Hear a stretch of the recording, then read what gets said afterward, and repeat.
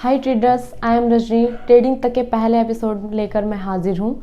Trading तक के episodes में हम डिस्कस करेंगे किसी भी फॉरेक्स पेयर के अप ट्रेंड जाने या डाउन ट्रेंड जाने के क्या रीजंस हो सकते हैं और फ्यूचर में इसका सिनेरियो क्या रहेगा। तो आइए आज डिस्कस करते हैं यूरो यूएसडी के बारे में। यूरो ने अपने 9 मंथ्स के हाईएस्ट लेवल को हिट किया।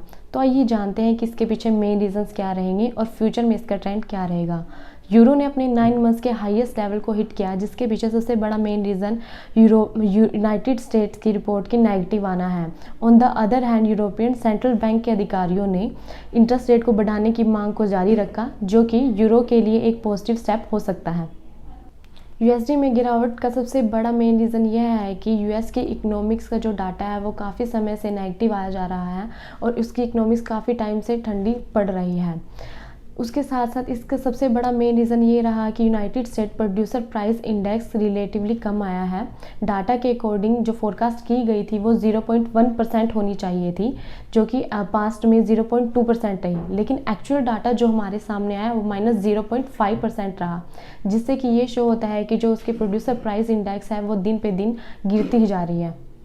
On the other hand, United retail sales के डाटा में भी काफ़ी गिरावट देखने को मिली। फोरकास्ट के अकॉर्डिंग जो डाटा होना चाहिए था वो -0.8% होना चाहिए था, जो कि पास्ट में -1.0% था, लेकिन जो एक्चुअल हमारे पास रिजल्ट सामने आए वो -1.1% रहे, जो कि काफ़ी गिरावट को दर्शाते हैं।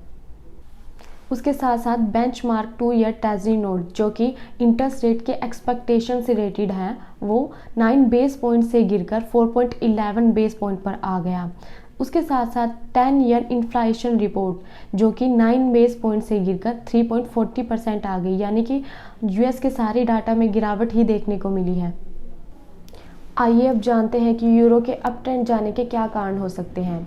देखिए, बिल रॉय ने अपने हाल के फैक्ट्स एंड फिगर्स को ध्यान में रखते हुए बताया कि यूरोजोन इकोनॉमिक ने पिछले कुछ महीनों के कंपैरिजन में ईयर एंड में काफ़ी अच्छा प्रदर्शन किया। इसके पीछे मेन कारण हल्के मौसम रहा, क्योंकि इस मौसम के कारण एनर्जी की जो रिक्वायरमेंट थी वो कम हो गई। साथ साथ एनर्जी मैनेजमेंट कॉस्ट, यानी कि गैस और इलेक्ट्रिसिटी की मैनेजमेंट में जो कॉस्ट आती थी उसको कम किया गया। इन सभी कारणों ने यूरो को स्ट्रॉन्ग करने में साथ दिया। बैंक ऑफ फिनलैंड के गवर्नर रेहान का कहना है कि यूरोपियन अर्थव्यवस्था को मजबूत करने के लिए साथ साथ इन्फ्लेशन पॉलिसी को कंट्रोल करने के लिए मॉनेटरी पॉलिसी मीटिंग में इंटरेस्ट रेट बढ़ाए दिए जाने पर जोर दिया जाना चाहिए, जिससे कि यूरोपियन अर्थव्यवस्था मजबूत हो सके, साथ साथ खुद को डेवलपमेंट भी कर सके। तो आइए अब जानते हैं यूरो यूएसडी की फ्यूचर एक्सपेक्टेशंस क्या हो सकती हैं, क्योंकि अभी तक तो हमने रीजंस पे बात करी, अब हम फ्यूचर एक्सपेक्टेशंस की बात करते हैं। According to data, facts and figures के अकॉर्डिंग यूरो यूएसडी के अप ट्रेंड जाने की ज़्यादा संभावनाएं हो सकती हैं।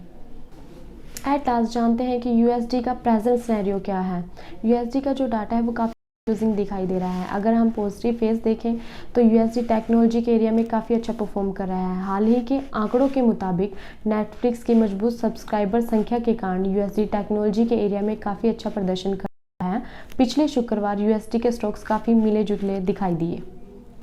ऑन द अदर हैंड, अगर नेगेटिव देखा जाए तो फेडरल रिजर्व बैंक की इंटरेस्ट रेट को बनाए रखने की चिंता के साथ साथ अमेरिकन इकोनॉमिक क्राइसिस से भी गुजर रही है, जिसके के कारण तीनों इंडेक्स लो स्टेज पर क्लोज होने के रास्ते पर हैं। आई होप आपको हमारा एपिसोड अच्छा लगा होगा। आपको किस किस पेयर पर एनालिसिस रिपोर्ट चाहिए हमें कमेंट्स में लिख सकते हैं। Thanks and please subscribe and like our channel.